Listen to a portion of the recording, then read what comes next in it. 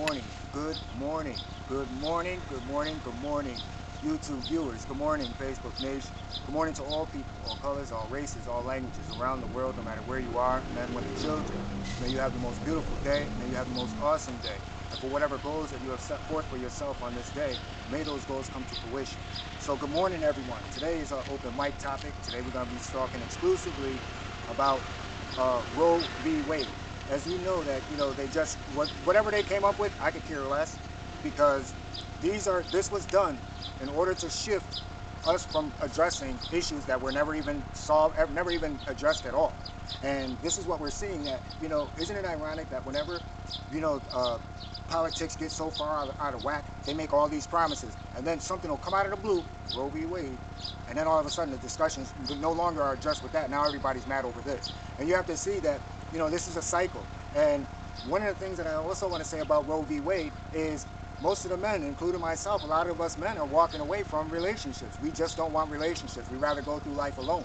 And this is another thing. So, women aren't going to address that issue, that men are literally walking away from them.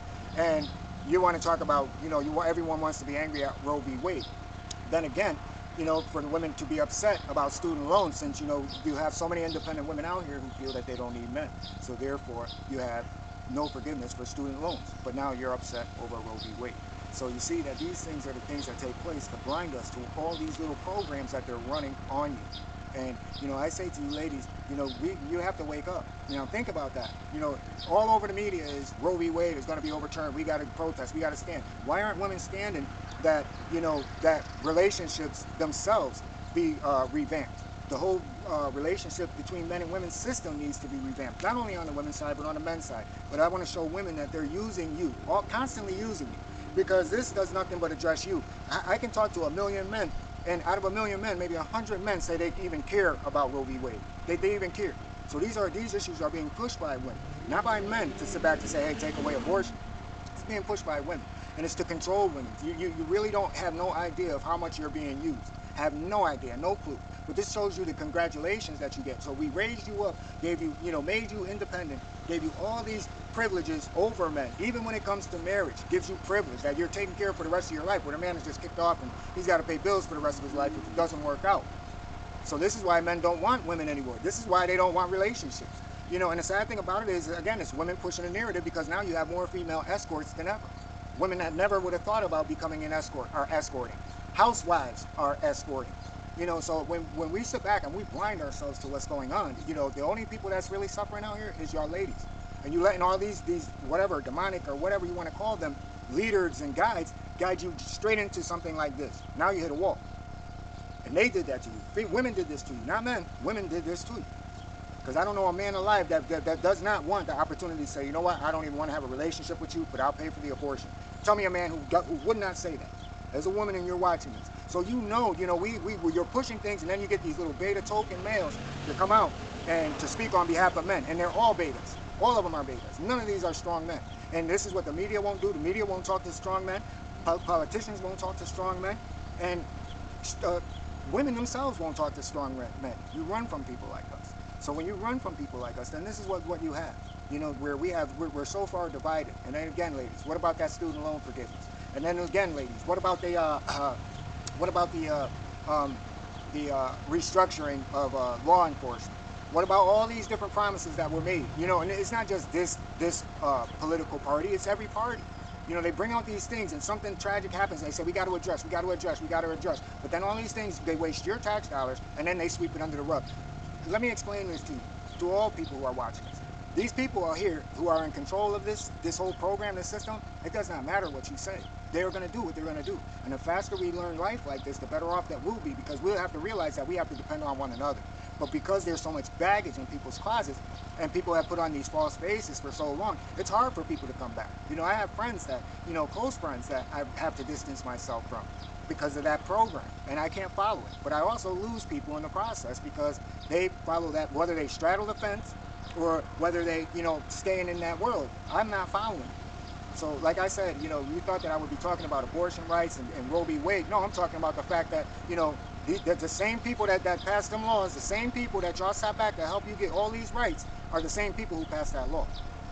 You got nobody to blame but yourselves. You have no one to blame because you put these people in office. You put them in office.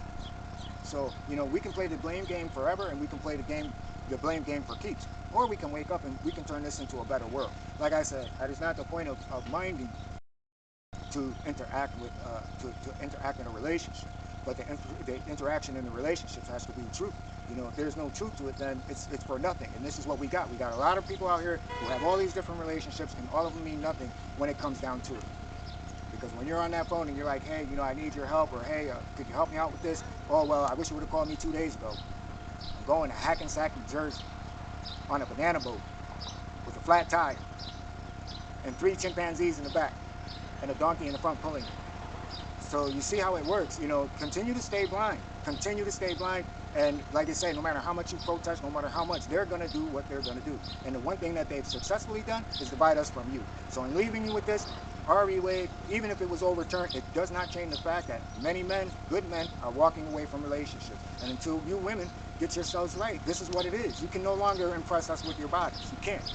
Because there's too many escorts out here right now. Not saying that that's something that I would utilize, but I'm saying that I know people that are. So, you know, wake up. Because the only people that are losing is us. You know, these people are living in their big homes, and they're not losing sleep. The only sleep they're losing is because it's hard to screw people over and have a conscience. So they take medication to go to sleep. And after they're out of work, and while they're in work, they're drinking. So, you know, let's wake up and let's wake up together, you know, and let's not follow these narratives, know what these narratives are doing, but let's fight for why these things are happening. So with that, everyone, oh yeah, before I leave, I can tell you why it's happening. Because other countries have us outnumbered as far as population. That's why. We need more men to be born. So that tells you again that men are not out here getting these women pregnant. So that's another misconception that, you know, the news and everyone else is pushing. Men aren't doing these things anymore because men understand what this program is. They're in a no-win situation. So if the women are winners, go win. Go win. So have a great day, everyone. Be the best person you can be. And also, for you women out there who are listening, you know, educate the ones around you. Because it's a losing battle, especially when, you know, there's no doubt that these things are happening. Oh, let me give you this, too. The other day, 2 days ago, I was in the store. No, yesterday, I'm in the store.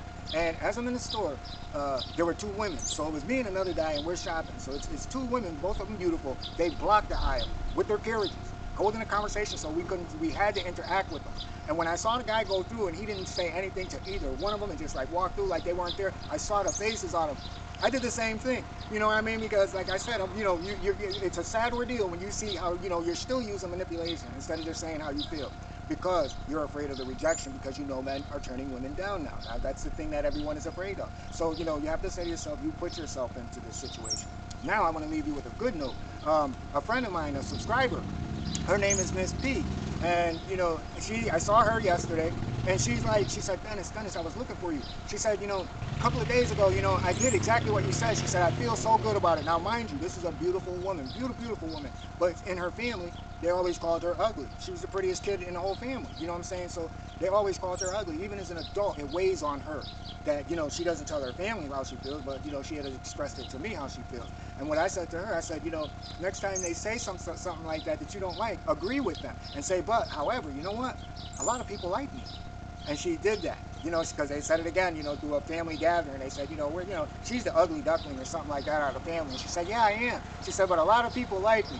So go, Miss P. That's what it's all about. And this is what I try to educate you all about. Because, you know, there's a lot of insecurities. There's a lot of mental games that's been played, especially as children coming up. And this world is not confusing. The world is accepting that we've all been lied to and that we have to wake up together. So I'm just happy to say that, you know, someone that watches my program, that was able to come and say something, you know, that I said that, you know, look in a different way or handle in a different way. They were able to use that, and it made them feel so much better.